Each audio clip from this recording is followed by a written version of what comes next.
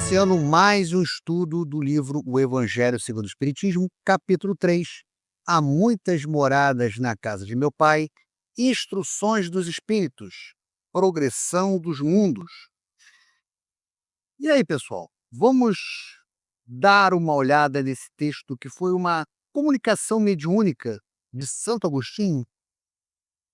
Esse texto, ele nos oferece uma perspectiva alinhada com os princípios da doutrina espírita, enfatizando a lei do progresso, a importância da alma, a reencarnação e a evolução dos mundos. Ele nos convida a pensar sobre como tudo na natureza está em constante mudança e evoluindo. Nada fica parado, nem a gente, nem os bichos, nem as plantas, nem o próprio planeta em que vivemos. É como se a gente estivesse numa grande escola aprendendo e crescendo a cada dia. E o mundo também está nessa, se transformando para melhor, virando um lugar mais legal para a gente viver. A ideia é que a Terra vai passar por uma faxina geral, sabe? Ela vai deixar de ser esse lugar de provações e sofrimentos, em algum momento se tornar um planeta mais feliz, onde as pessoas vão viver em paz e harmonia. Então, vamos explorar esse estudo, essa ideia de progresso e entender como a gente faz parte de toda essa transformação. Bora lá, vamos estudar que tem muita coisa legal para a gente aprender. O progresso é lei da natureza. Veja, o que Santo Agostinho está querendo dizer com esta frase? A doutrina espírita, ela concorda, ensinando que tudo no universo está em constante evolução, tanto material quanto espiritualmente. A essa lei, todos os seres da criação, animados e inanimados, foram submetidos pela bondade de Deus, que quer que tudo se engrandeça e prospere. Veja que Deus, em sua infinita bondade, ele estabeleceu a lei do progresso como um princípio fundamental da criação.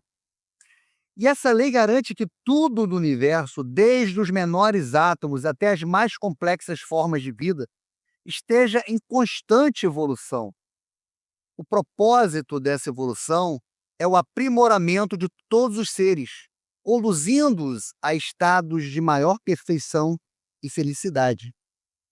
A própria destruição, que aos homens parece o termo final de todas as coisas, é apenas um meio de se chegar pela transformação ao estado mais perfeito, visto que tudo morre para renascer e nada sofre o aniquilamento. Então veja que a ideia da morte como transformação e renascimento é central no Espiritismo, que postula a imortalidade da alma e a reencarnação. Então, a destruição, embora pareça um fim definitivo, ela é, na verdade, um processo de transformação. A morte, ela não é o fim da existência, mas sim uma transição para uma nova fase. A essência dos seres é imortal e a destruição apenas afeta a forma material. Essa forma de pensar traz conforto e esperança para que possamos entender que a morte não é um fim, mas sim um recomeço. Ao mesmo tempo que todos os seres vivos progridem moralmente, progridem materialmente os mundos que eles habitam. O que Santo Agostinho está querendo dizer com isso? Vamos entender de acordo com a doutrina espírita. Ela nos ensina que o progresso espiritual influencia o progresso material dos mundos, que também evoluem.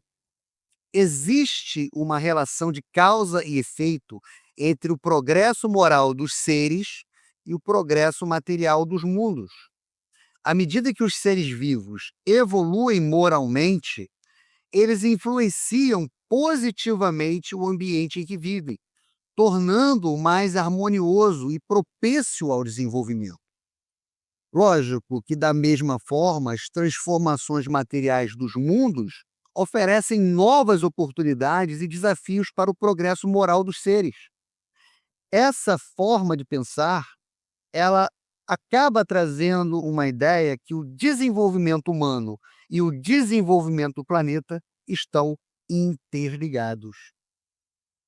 Quem pudesse acompanhar o mundo em suas diferentes fases, desde o instante em que se aglomeraram os primeiros átomos destinados a constituí-lo, vê-lo-ia a percorrer uma escala incessantemente progressiva, mas de degraus imperceptíveis para cada geração, e a oferecer a seus habitantes uma morada cada vez mais agradável, à medida que eles próprios avançam na senda do progresso. Então, a visão de mundos em constante evolução, melhorando como morada para seus habitantes, alinha-se com a ideia espírita de mundos progressivos. A evolução dos mundos é um processo lento, gradual, que se estende por longos períodos de tempo. E essa evolução, claro, ela é impulsionada pela lei do progresso, que vai garantir que tudo no universo se mova em direção à perfeição. À medida que os habitantes de um mundo evoluem moralmente, o próprio planeta ele vai se transformando, oferecendo condições de vida cada vez mais favoráveis. Ou seja, se antigamente nós éramos um povo primitivo, nós tínhamos um planeta primitivo. À medida que esse povo vai evoluindo moralmente, esse mundo ele vai se transformando, né? Até pouco tempo atrás, o homem no planeta Terra estava inserido dentro de um planeta de provas e expiações. Hoje já estamos num período de transição, já estamos caminhando para um mundo de regeneração. E é essa evolução que é impulsionada pela lei do progresso que garante que tudo no universo se mova em direção à perfeição. Então, veja, à medida que os habitantes de um mundo evoluem moralmente, o próprio planeta vai se transformando, oferecendo condições de vida cada vez mais favoráveis. Marcham assim, paralelamente, o progresso do homem, o dos animais, seus auxiliares, o dos vegetais e o da habitação, quanto nada em a natureza permanece estacionário. Então veja que o Espiritismo também enfatiza a interconexão entre toda a criação, onde o progresso de cada parte influencia no todo. Tudo na natureza está em constante movimento e transformação, desde os seres humanos até os animais, as plantas e os próprios planetas. O progresso ele ocorre de forma interligada, onde a evolução de cada parte influencia no todo. Essa visão reflete a ideia de que a natureza é um sistema dinâmico, interdependente, onde tudo está conectado em constante evolução. Quão grandiosa é essa ideia e digna da majestade do Criador? Quanto ao contrário, é mesquinha e indigna do seu poder, a que concentra a sua solicitude e a sua providência no imperceptível grão de areia, que é a terra, e restringe a humanidade aos poucos homens que habitam. Então veja que aqui Santo Agostinho está criticando a visão antropocêntrica, limitada, algo que o Espiritismo também rejeita ao postular a existência de inúmeros mundos habitados. Então, vamos voltar um pouquinho nas aulas de história, até 1600, 1700, acreditava-se que a Terra era o centro do universo, que Deus teria criado o homem à sua imagem e semelhança, colocado ele aqui na Terra, e a Terra seria o centro de tudo. Todos os planetas, inclusive o Sol, estariam girando em torno da Terra. Ou seja, não haveria mais nada fora do nosso planeta. Ou seja, o nosso Criador estaria simplesmente se limitando a colocar o homem no planeta Terra. E ele faz uma crítica a essa visão antropocêntrica, né. Ele começa inicialmente exaltando a grandiosidade da criação divina, que se manifesta, né, na evolução constante de todos os seres imundos, e aí ele faz a crítica à visão limitada que coloca a Terra e a humanidade como centro da criação. Então essa visão antropocêntrica é que ele está criticando, né, ignorando a vastidão do universo e a possibilidade de outras formas de vida. Essa visão limitada, ela é considerada mesquinha e indigna do poder de Deus, pois ela restringe a sua criação a um pequeno e insignificante ponto do universo.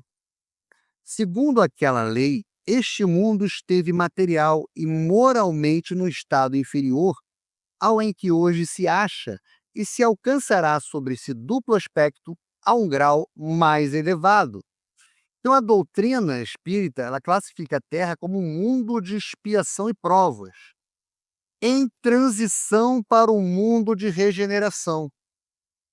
A Terra, assim como todos os mundos, está sujeito à lei do progresso, que vai impulsionar e evoluir continuamente. A Terra, ela já passou por estágios de evolução e continuará a evoluir em direção ao estado mais elevado de perfeição. E essa evolução abrange tanto o aspecto material como as condições físicas do planeta, quanto ao aspecto moral, como o desenvolvimento do caráter e da consciência de seus habitantes. Ele é chegado a um dos seus períodos de transformação, em que de orbe expiatório mudar-se-á em planeta de regeneração, onde os homens serão ditosos, porque nele imperará a lei de Deus. Então vejo que a Terra ela está num processo de transição de um mundo de sofrimento para um mundo de felicidade. Essa transição ela é impulsionada pelo progresso moral da humanidade, que está gradualmente aprendendo a viver de acordo com as leis divinas. No futuro, a Terra se tornará um lugar onde a paz, a justiça e a fraternidade prevalecerão.